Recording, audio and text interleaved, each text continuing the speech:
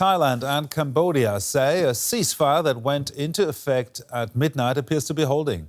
The two countries agreed to the deal at talks in Malaysia following days of clashes along their disputed frontier that killed dozens. People displaced by the conflict have begun returning to their homes.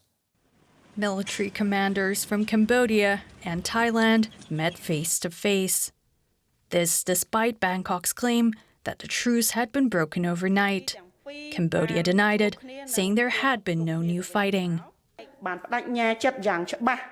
Cambodia pledges to respect and adhere to the principles of international law, to live together peacefully, and to work towards bilateral cooperation in order to find just and long-lasting solutions to the situation. Both sides agreed to freeze troop movements that could trigger new clashes after 5 days of fighting killed over 40 people and displaced more than 300,000. After the guns fell silent, some displaced residents in Thailand began heading home. But trust remains fragile. I still don't feel comfortable. This is the first day after they announced it. I'm not confident. If it breaks out again, I'll have to go. On the Cambodian side, too, many still carry scars from past border clashes fueled by a colonial-era map and a dispute that stretches back more than a century.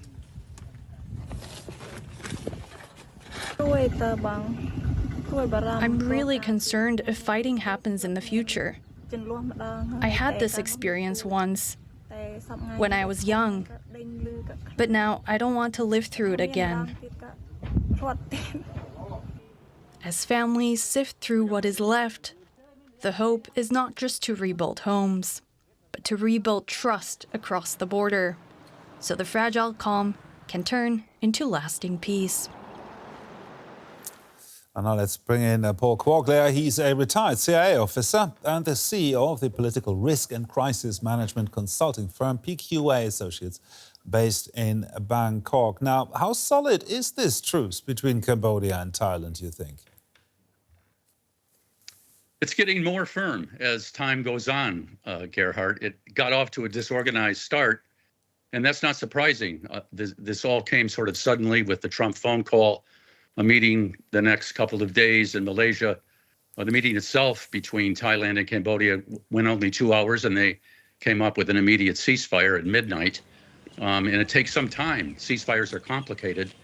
Each army has to get the word down the line of command to their troops and organize whatever fighting is going on to make it stop. Plus, on the Thai side of the border, as your reporter just noted, thousands of people started to return home when they heard news of the ceasefire on Thai social media sites. And that further complicated the military's job of trying to get the ceasefire installed in an orderly manner so it sticks. The bottom line is now it looks pretty good. We haven't seen anything, I think, since around noon today, and I'm pretty sure it's going to stay stable, at least for a while.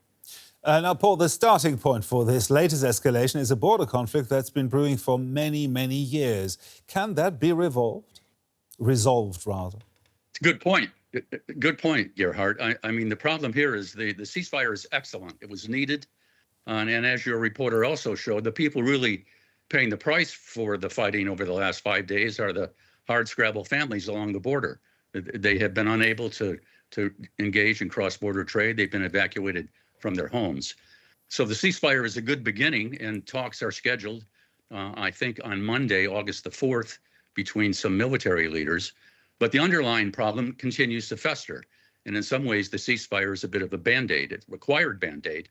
But the long-standing problem, which is still unresolved, is the border demarcation issues between Cambodia and Thailand. Now, after initially being reluctant to negotiate, Thailand only came to the table after the US threatened to stop negotiations over tariffs and threatened tariffs.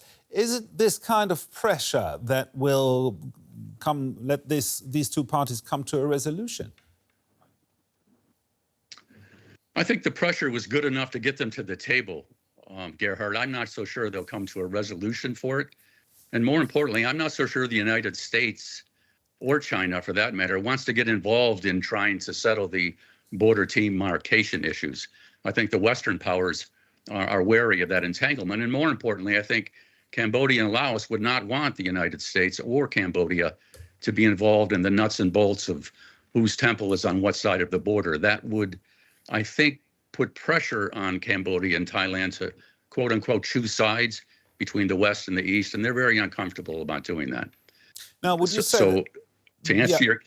Would you say that ahead. a sustainable peace between Cambodia and Thailand is possible without the help of a third party, be that the US or the UN or whoever?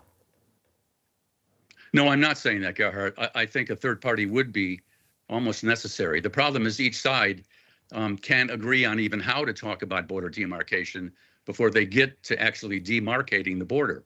Thailand does not want outside participation. They would prefer to keep it on a bilateral basis, whereas Cambodia, which has already won on 2 consecutive cases in front of the United Nations International Court of Justice on border demarcation issues, would like to have third-party mediation.